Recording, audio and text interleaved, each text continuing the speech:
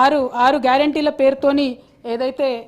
ఇది అధ్యక్ష 6 గ్యారంటీలు ఇందిరమ్మ గారి ఫోటో 6 గ్యారంటీలు ఈ ఫోటో పట్టుకొని ముఖ్యమంత్రి గారు ఏం చెప్పినారు అధ్యక్ష ఓటు వేసే రోజు మీరు దీనికి పొద్దున్న లేచి పూజ చేయండి పసుపు కుంకుమ చల్లండి ఓటింగ్ బూత్ కోండి కాంగ్రెస్ పార్టీకి ఓటేయండి అన్నారు అధ్యక్ష పాపం ప్రజలు చాలా మంది నమ్మి అదే పని చేసినారు అధ్యక్ష ఇందులో ఒక్కటి తప్ప ఏది ఇంప్లిమెంట్ అయితే లేదు అధ్యక్ష ఈ మొత్తం 6 గ్యారంటీలను గంగలో కలిపినరు అనేటటువంటి దానికి పెద్ద ప్రూఫ్ అధ్యక్ష ఈ బడ్జెట్ అట్లానే కాంగ్రెస్ మార్క్ కరప్షన్కి కాంగ్రెస్ మార్క్ కన్నింగ్నెస్కి perfect black and white proof ఈ బడ్జెట్ అధ్యక్ష థ్యాంక్ యూ జై తెలంగాణ కాంగ్రెస్ అంటే త్యాగాలకు మారుపేరు అధ్యక్ష కరప్షన్ కాదు ఈ రాష్ట్రం పరువు మేము తీయలేదు మీ కుటుంబం తీసుంటుంది మీరు తీసుంటారు తప్ప మేము తీయలేదు ఈ రాష్ట్రాన్ని అత్యున్నతంగా ఉంచాలనేదే మా ప్రభుత్వం యొక్క లక్ష్యము ఇవాళ కాళేశ్వరం అంబిషన్ కరప్షన్ కావచ్చు తరతరాలుగా వాళ్ళ కుటుంబాలకు పదవులు కావచ్చు వాళ్ళ అధికారంలో ఉండాలనే ఉద్దేశం తప్ప మాకు అలాంటిది లేదు అలాంటి ఏవైతే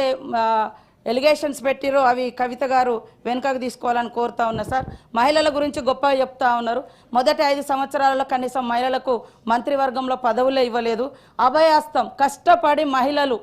500 జమ చేసుకున్న 1800 కోట్లు కూడా మీ ప్రభుత్వం వచ్చినాక అవి మొత్తం వాడుకొని వాళ్ళను ఎగ్గొట్టినటువంటి పరిస్థితి పావుల వడ్డీ కూడా మీరు ఇవ్వలేదు ఎగ్గొట్టిపోయారు ఈరోజు మేము చేస్తూ ఉంటే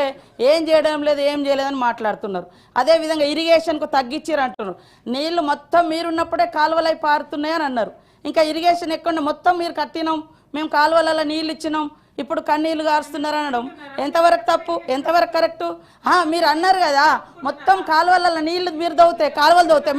మేమేమన్నా మూసేసినామా సార్ కాలువలు ఏమన్నా మూసేసినామా అట్లనే కరప్షన్ అంటున్నారు కరప్షన్ మీ డిఎన్ఏలో ఉంది మీ పార్టీలో ఉంది మీరు ఇష్టానుసారంగా ఎస్టిమేషన్స్ పెంచి మీరు దోసుకొని తిన్నారు మేము కాదు అదేవిధంగా నోటిఫికేషన్ల గురించి మీరు ఇచ్చిన నోటిఫికేషన్లు ఎవరు అడ్డుకున్నారు సార్ ఉద్యోగాలు ఇవ్వకుండా మరి ఇప్పుడు ఎట్లా అవుతున్నాయి ఇవాళ 59,000 ఉద్యోగాలు ఇచ్చినటువంటి వాస్తవాన్ని కూడా మీరు గుర్తించలేకపోతున్నారు ఇవాళ కారుణ్య నియామకాలంటే చనిపోయిన వాళ్ళ గురించి కనీసం మీరు పట్టించుకోలేదని నిన్న మాట్లాడండి సీఎం గారు 7-8 సంవత్సరాల నుంచి పెండింగ్లో ఉంది మేము ఆశలను పిలిచి ఆశా వర్కర్లను ఎట్లా కొట్టిరు ఎట్లా సూదులతో కూర్చుతారన్నారు ఇవన్నీ ఎట్లా మాట్లాడిరు కాబట్టి అవును మీరు అన్నీ చేస్తే మరి మిమ్మల్ని అందరు అక్కడ ఎందుకు కూర్చోబెట్టిరు ఇవాళ 1% తోటే అంటున్నారు మీరు అధికారంలోకి వచ్చినప్పుడు 63 సీట్లు వచ్చినాయి మీరు అధికారంలోకి వచ్చేటప్పుడు 63 సీట్లతో వచ్చారు ఇప్పుడు మేము 65 సీట్లతో ఉన్నాం ఇంకా మీరు వస్తేనేమో గొప్పగా అధికారంలోకి వచ్చినట్టు మేము వస్తేనేమో తక్కువతో అధికారంలోకి వచ్చినట్టు ఎట్లయితే సార్ అధికారం అనేది అధికారమే సీట్లు ఇచ్చిరు అదే అంటున్న వాళ్ళు ఎంతసేపు మేము గొప్పోళ్ళం అరే 10 ఏళ్ళల్లో మీరు 10 ఏళ్ళల్లో ఎన్ని ఇళ్ళు ఇచ్చిర్రు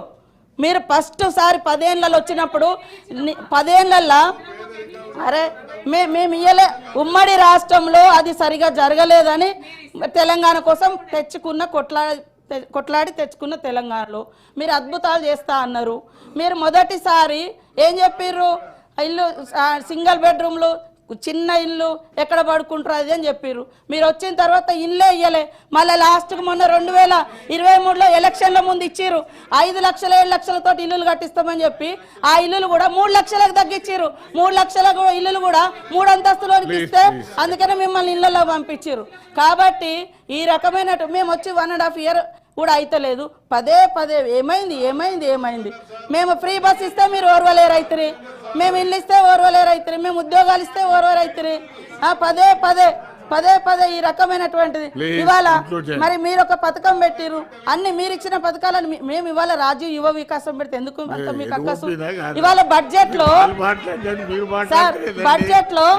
అదే ఇంటికో ఉద్యోగం అని చెప్పారు అదే విధంగా 100 కోట్లు బడ్జెట్ లో పోయిన బడ్జెట్ లో 2019 బడ్జెట్ లో ఏది నిరుద్యోగ భృతి ఇస్తామని కూడా బడ్జెట్ లో 100 కోట్లు కేటాయించి కూడా వాళ్ళు ఇవ్వలేదు ఇట్లాంటి ఎన్నో ఉన్నాయి కాబట్టి కరప్షన్ లేదా రాష్ట్రం పరువు మేము తీయలే వాళ్ళ పార్టీ వాళ్ళు తీసిరు అందుకనే ప్రజలు అర్థం చేసుకున్నారు ఆ రకంగా చేసిరు కాబట్టి ఇలాంటి తప్పుడు ప్రచారం తప్పుడు మాటలతోటి సంకల్ గుద్దుకోవడం మంచిది కాదని చెప్తున్నా ఉన్న వాస్తవాలు మాట్లాడి అప్పులు కూడా